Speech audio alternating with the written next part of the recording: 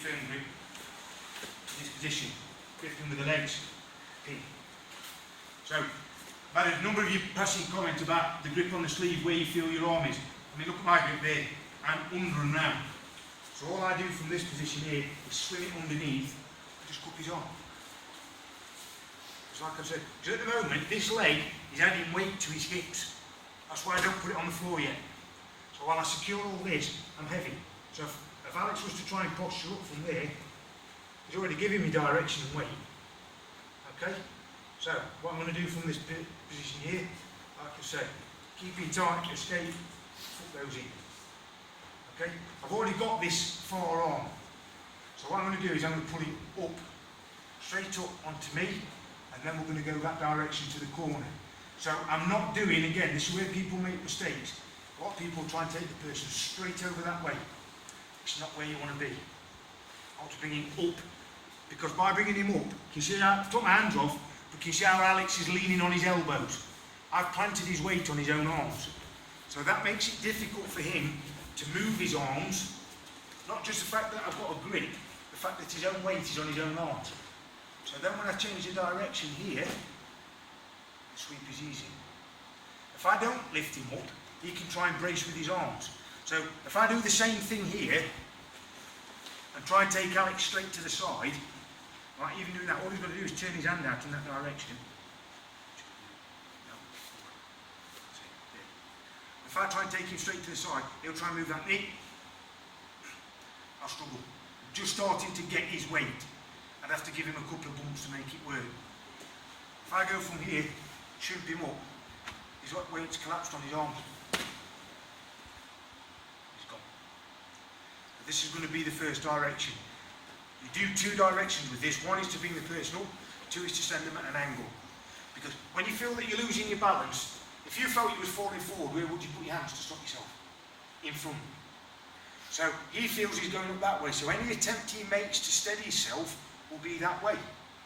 So in this position here, if he does that, you straighten yourself out. So when I go off to the side, he's got next to nothing out this way.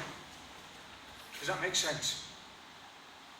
Whereas if I make a big effort to go that direction and he manages to do this, I've got my work cut out for me. This is where, as I was talking about earlier, this is where sometimes you can play the person to do that because you actually want them to go the other way. Because they'll base, push the weight back. That's what you want. You want them to give you their weight to redirect it the opposite side. So option one, I'm going to show you both options. To here. Grip, clamp. Grip out, look, leg in. And I've already, as I come back in, I'm just hugging his arms towards me. Pull up, chin in. As I go over it, now look what I've done with this foot. I leave it as a hook. I don't go straight from hand. You do that with guys who have got good half guard, i.e. Josh for a start, they'll already be fishing for your leg. From here, Alex can't. He can't put me back in half guard. I've got pressure on and keeping his leg in. As I move my weight up, that's when I'll take them out. So, a little bit more for the advanced guys, take note of that. Most of you should have felt it when I've rolled within a sweep yet. I do that because it stops the person being able to bridge and keep the momentum going that same direction. It kills it for you, okay?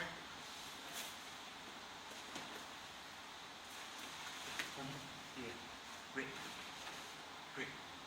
Again, there's nothing wrong coming over, I find coming under, it's just more comfortable and more natural for me. I move out, look, I keep my hips, my shoulders in, leg in, come back inside. Don't be tempted to stay here and pull in. Because when I do this, I pull with my leg a little as well. So I pull the arm, pull the leg. His weight's on. So now as I take him over, what's that for?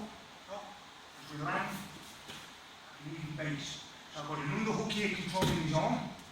I've got a grip on his belt. Try and bridge.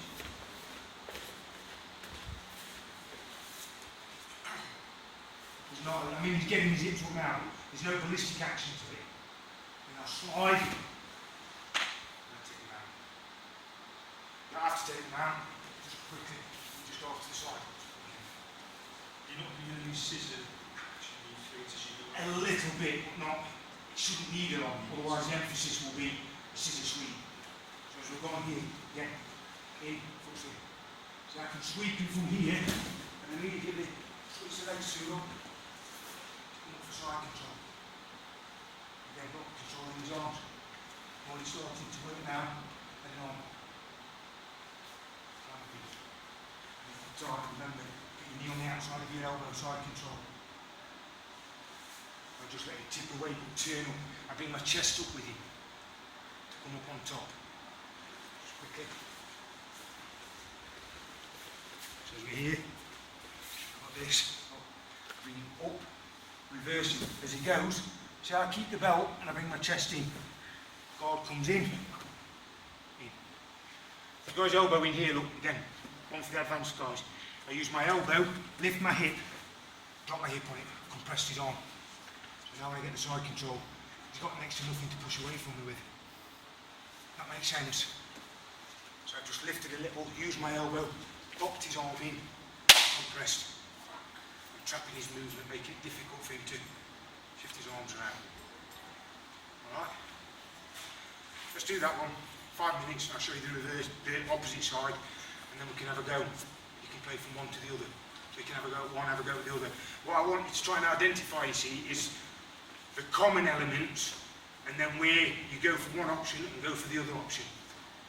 So there's common elements to the whole setup is exactly the same. It's only when it comes to the point of lifting the person do you start to choose your direction. So I want you to recognise that, because that's the thing that's going to help you make your decision. Okay, I'll go, guys.